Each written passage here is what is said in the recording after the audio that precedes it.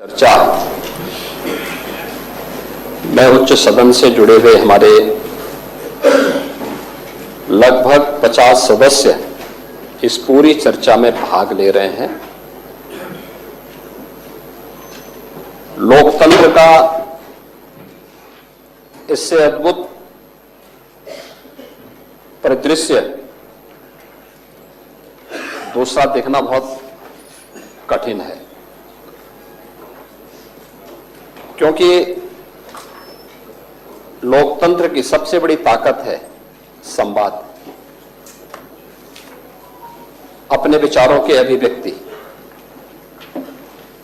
मर्यादा के दायरे में हम अपनी अभिव्यक्ति को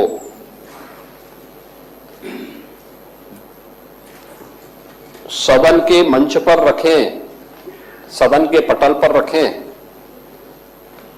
तो इससे बड़ी दूसरी बात नहीं हो सकती है। और उत्तर प्रदेश जैसे राज्य के बजट को लेकर के सत्ता पक्ष और विपक्ष से जुड़े हुए सदस्यों ने जो रुचि ली है,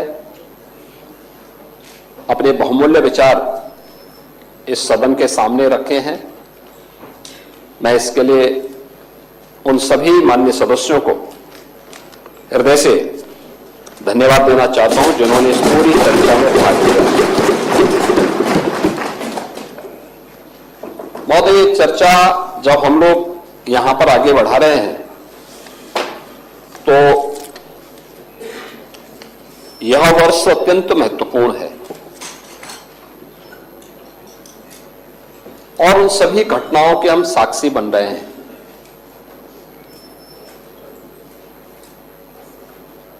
महाकुंभ प्रयागराज आज उत्तर प्रदेश ही नहीं बल्कि देश और दुनिया के हर उस व्यक्ति की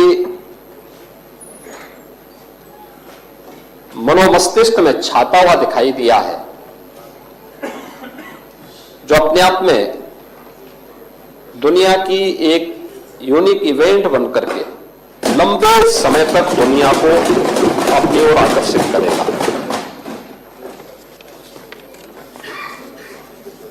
अपने मुद्दे हो सकते हैं, लोगों की अपनी भावनाएं भी हो सकती हैं और उसको हम किसी पर जबरन थोप भी नहीं सकते और ये हमारी प्रवृत्ति भी नहीं, क्योंकि जब महाकुंभ का आयोजन हो रहा था उस समय भी हम लोग इस बात का अनुभव कर रहे थे कि बहुत सारे ऐसे माननीय सदस्य थे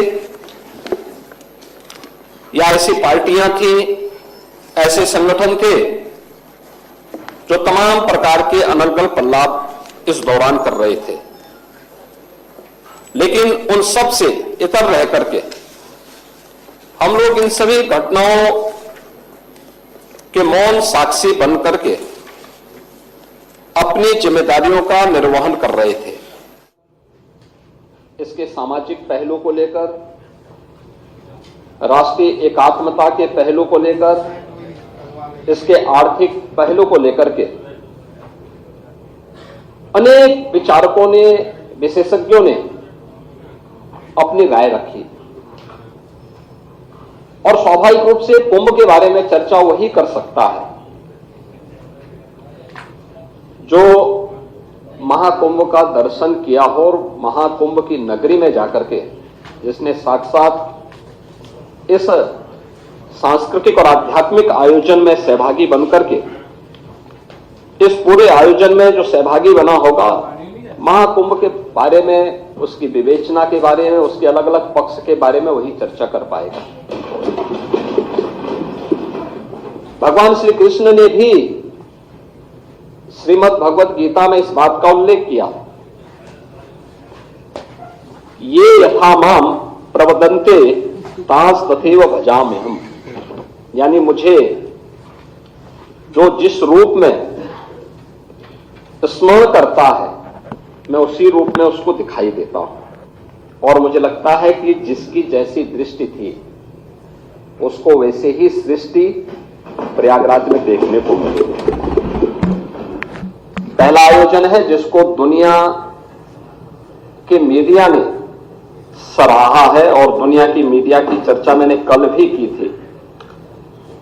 मैं उसको बहुत लंबा नहीं खींचना चाहूंगा, लेकिन फिर भी चाहे वह the wall street journal America का हो, बीबीसी लंदन हो, एक्सप्रेस ट्रिब्यून हो, द न्यूयॉर्क टाइम्स हो, राइटर्स हो, द गार्डियन हो, CNN हो, इन सब ने इस महाआयोजन की तारीफ की, इस महाआयोजन की तारीफ की। और यूनेस्को के निदेशक टिम कर्टिस ने भी महाकुंभ के बारे में कहा कि 2019 के कुंभ को यूनेस्को ने मानवता की अमूर्त सांस्कृतिक धरोहर के रूप में मान्यता दी। उन्होंने कहा कि इससे पहले 2023 में इसके सामाजिक, आर्थिक और पर्यावरणीय प्रभावों की निगरानी की जा रही थी। कुंभ मेला प्राकृतिक और सांस्कृतिक धरोहर के रूप में विश्व को एक नई दृष्टि प्रदान कर रहा है और वे स्वयं भी महाकुंभ के हिस्सेदार बने थे, उसमें भागीदार बने थे। महोदय, आज का एक बहुत महत्वपूर्ण आर्टिकल है, मैं उसकी ओर भी सदन का ध्यान आकर्षित करना चाहूंगा। और वह इसलिए भी आवश्यक है क्योंकि हमारे प्रतिपक्ष के जो माननीय सदस्य हैं वे जानते हैं देश के एक प्रतिष्ठित हिंदी आलोचक श्री सुधीर पचौरी को। ये हमारे संघ विचारधारा के नहीं है, भारतीय जनता पार्टी से भी उनका कोई संबंध नहीं है। वे हमारी विचारधारा या अन्य इस प्रकार के मुद्दों की अक्सर आलोचना और आलोचनात्मक कार्यों के लिए ही वो जाने जाते हैं। महाकुंभ के बारे में उन्होंने लिखा कि समाज अपने अनुभवों में जीता है। उन्होंने बहुत सारी चीजें इसमें लिखी हैं। उन्होंने लिखा है कि 45 दिन लंबे अनुभव में हर रोज 1 से 1.5 करोड़ की संख्या में आती संगम में सहज अनुशासित भाव से आस्था की डुबकी लगाती और उतनी शांति से वापस जाती भीड़ ने अपने सद्व्यवहार से दुनिया के मीडिया को आकर्षित और अभिभूत किया। लेकिन ये भारतीय सनातन धर्म के अनुशासन को और उसकी आस्था को अभिव्यक्त किए जा रहे हैं विचार। उन्होंने ये भी लिखा है कि ऐसी उदारता, सहजता, सहनशीलता, विनम्रता और शालीनता गहरा आदर भाव पैदा करती है। यानी भारत के प्रति और सनातन धर्म के प्रति हर व्यक्ति के मन में यह जो भाव है, आपने देखा होगा 66 करोड़ 30 लाख से अधिक श्रद्धालु आते हैं और इन 45 दिनों में प्रयागराज हो, उत्तर प्रदेश हो, कहीं भी कोई लूट की घटना नहीं,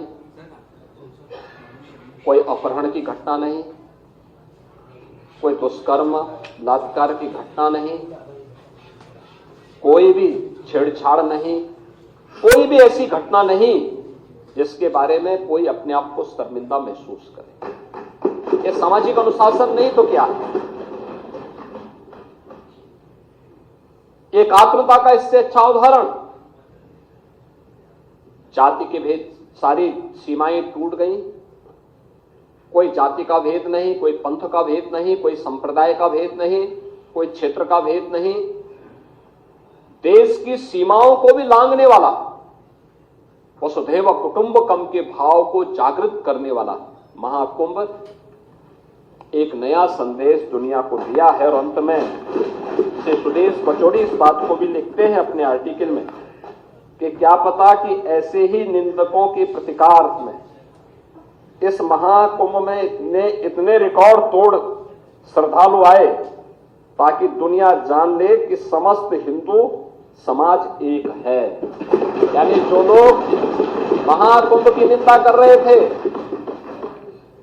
उनके बारे में वो कहते हैं कि जो लोग कभी पॉल्यूशन को लेकर के, कभी व्यवस्था को लेकर के, कभी किसी अन्य झूठी खबर को लेकर के तमाम प्रकार से इस महाकुंभ के आयोजन को किसी न किसी प्रकार से हतोत्साहित करना चाहते थे, लेकिन उन सब निंदकों को मुंहतोड़ जवाब देने के लिए जनता जनार्दन प्रतिकार के रूप में भी वहां पर उपस्थित होती हुई दिखाई दी। उन्होंने कहा कि नहीं, हम सब एक हैं, ताकि दुनिया जान ले कि समस्त हिंदू समाज एक है। यही नहीं, महाकुंभ ने एक नया हिंदू विमर्श भी पैदा किया है कि हे पश्चिमी आधुनिकता, जिसे तूने दूषित किया, वह अब भी हमारे लिए पवित्र है। याद करिए, जिस गंगा की पवित्रता और अविरलता के बारे में प्रश्न उठ रहा था, 2014 के पहले, नमामि गंगे परियोजना के पहले उत्तर प्रदेश के अंदर मां गंगा 1000 किलोमीटर दूरी तय करती है, बिजनौर जनपद से बलिया जनपद तक। इन 1000 किलोमीटर के दायरे में सबसे क्रिटिकल पॉइंट, और एक क्रिटिकल पॉइंट केवल उत्तर प्रदेश के लिए नहीं था, गंगोत्री से लेकर गंगा सागर तक के इस पूरे 2500 किलोमीटर के दायरे में था, वह कानपुर था। कानपुर में 125 वर्षों से सीसामऊ में 4 करोड़ लीटर सीवर प्रतिदिन गंगा जी में उड़ेला जाता था। हम आभारी हैं प्रधानमंत्री मोदी जी के, जिन्होंने नमामि गंगे परियोजना के माध्यम से इस योजना को प्रभावी ढंग से लागू करने के लिए हमें पर्याप्त धनराशि उपलब्ध करवाई। यद्यपि पैसा 2015 में भी उन्होंने उपलब्ध कराई, लेकिन समाजवादी पार्टी की तत्कालीन सरकार ने उसको लागू करने के लिए कोई कदम नहीं उठाए। ये जो प्रदूषण की बात करते थे ना, ये वही लोग हैं जो अपने समय में कुछ कर नहीं पाए, और हमें अवसर मिला तो डबल इंजन की सरकार ने सीसामऊ के सीवर पॉइंट को सेल्फी पॉइंट बनाने का काम किया। एक भी बूंद सीवर आज के दिन पे मां गंगा में, कानपुर में नहीं जाता है। और यही बात उन्होंने कहा कि ये सीवर पॉइंट बनाने का काम किसने किया, सीवर वहां तक गिराने का काम किसने किया था, अंग्रेजों के समय प्रारंभ हुआ था। तो पश्चिम के जो विचारक आज हमें उपदेश देते हैं, अपने करतूतों को नहीं देखते। और उन्होंने कहा कि उसको जिसको एक दूषित कहते थे, भारत के सनातन धर्मावलंबियों के लिए वह मां गंगा आज भी उतनी ही पवित्र है, और इसलिए उन्होंने इन सभी चीजों की परवाह किए बगैर, क्योंकि उन्होंने कहा कि यही नहीं, महाकुंभ में एक नया हिंदू विमर्श भी पैदा किया है। ये पश्चिमी आधुनिकता जिसे तूने दूषित किया, वह भी हमारे लिए पवित्र है, क्योंकि यही हमारी सुरसरी है जो बहते बहते हरेक को पवित्र करती रहती है। और विज्ञान भी तो यही कहता है कि बहता हुआ जल अपने आप को पवित्र करता रहता है। हमारी नदी संस्कृति यही है। और आपने इस चीज को देखा होगा, मैंने पिछले दिनों जब मैं यहाँ पे राज्यपाल जी के भाषण में चर्चा के में भाग लेने के लिए यहां आया था, तब भी मैंने बताया था कि सेंट्रल पॉल्यूशन कंट्रोल बोर्ड के जो भी नमूने लिए जाते थे वह 200 से लेते थे, लेकिन उत्तर प्रदेश सरकार के जो pollution control board Uttar Pradesh का है, उसके अपने सैंपल कलेक्शन होते थे और लैब भी वहां मौजूद है। हमने कोई आउटसोर्स नहीं किया, बल्कि स्वयं के मैन पावर से सारे सैंपल लेते थे। और हम लोग देखते थे कि जिन क्षेत्रों में, खासतौर पर आबादी वाले उन क्षेत्रों में जहां भैंस गाय नदी से इस पार से उस पार जाते हैं, और वहां पे जब भैंस गाय नदी में नहाते हैं तो वहां पे फीकल कोलिफॉर्म की मात्रा बढ़ती है। लेकिन वही चीज आगे बढ़ती हुई जब जाती थी, संगम में जब भी नमूने लिए गए तो नमूने बीओडी के, डीओ के या फीकल कोलिफॉर्म के हमेशा वह शुद्धता के सभी मानकों को